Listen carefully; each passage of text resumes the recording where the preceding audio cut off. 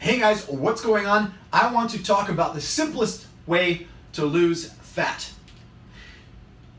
When it comes to metabolism and understanding metabolism and what makes your metabolism go, I think the number one thing that we can't argue anymore about, right? Because we can talk about proteins, fats, carbs, alcohol, and all the different macros, but the number one thing that we can't argue anymore, and science has proven this, but the number one thing we can't argue about anymore is what's known as a caloric deficit. This is the single most important thing to losing weight. If you are, and or body fat. If you are in a caloric deficit, you will lose weight. Recent research just came out about PCOS, and compared to not people that don't have PCOS, there is a lot of conditions of which may be affected and may affect rate of weight loss. But it is a fact proven by research that a caloric deficit is absolutely essential for fat loss. Now, what is a caloric deficit? I'm going to give you two people, okay? We're going to go Jane and John, okay? And John eats 2,000 calories a day and is a 185-pound male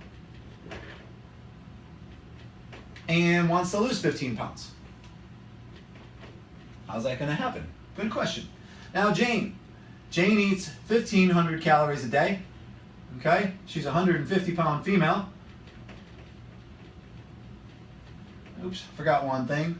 John is 5'8", and Jane is 5'4". Okay, so with these two individuals, and Jane wants to lose 15 pounds. Okay, by the way, both of them want to lose fat. We've established that. The difference between fat and weight is fat losing 15 pounds of weight isn't necessarily 15 pounds of fat. So body composition is the rate of muscle to fat. The higher percentage of muscle and lower percentage of fat, the leaner that body and that frame looks. So that's what we're going for, is a leaner look.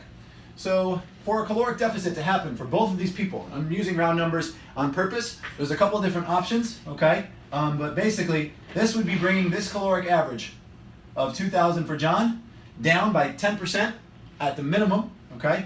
So we're looking at minus 200 calories. So now John is eating 1,800 calories on a daily basis, okay? And then bringing Jane down by 150 if she's at 10%, okay? And so that brings us down to 1,350. So that's one way, okay, from a caloric standpoint to drop and to establish that caloric deficit via calories alone. Now, there's another important ingredient towards fat loss. Oh, by the way, we can also go on a higher level and jump up. I think it's not recommended for females to go up to 15 to 20% in terms of that caloric deficit, because especially if somebody's going to be doing weight training and or cardio, that 10% deficit might be enough. But you also have to check and see if you're establishing a 10% deficit for 4 weeks in a row and your body composition doesn't change, then either your tracking is off or you're not in the 10% deficit. So those are keys to keep in mind.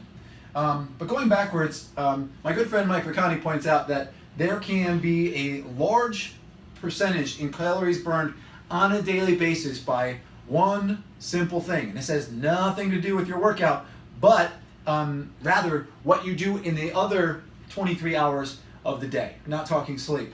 So, and what this is called, some of you may have heard of it, okay, is NEAT, non-exercise activity thermogenesis, something like that. It sounds really fancy, but it's kind of simple.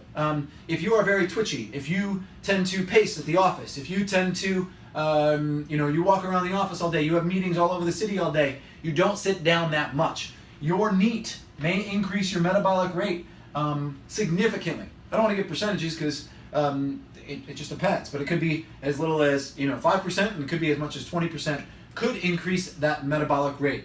One of my other friends, Spencer Nadowski, is a big fan of telling his clients to go for long walks after big meals. So you think about it, you're sitting down for that big meal, and then you're going to go ahead and take an hour walk with your spouse, with your dog, put in some headphones, and now spend some time basically aiding digestion, so you're increasing your metabolism after that significant meal, but also you're increasing your energy that you're using on a daily basis. So I want to look at those two ways, because I think that's the two most common ways people need to address in order to lose fat. I think many people want to create it via a workout, via addition, and that's great. I love adding and supporting workouts, and that is a very easy for us thing to reinforce, okay? You want to work out? We're going to create your workout.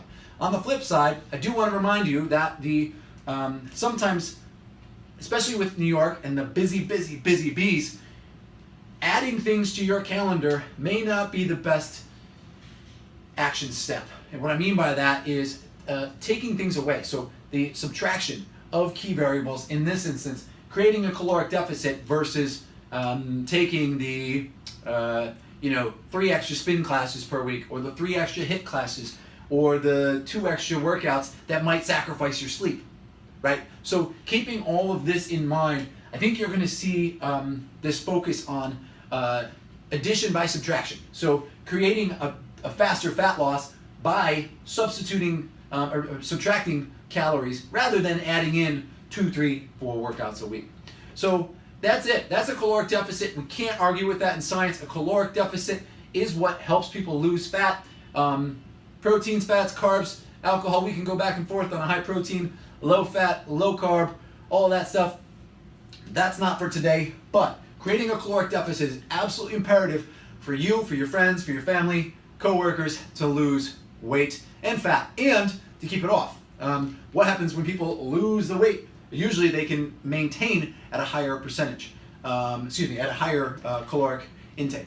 That's all I got for you guys today. That is the basics. In the next video, I want to go over something that can help you get here to accomplish this caloric deficit called intermittent fasting.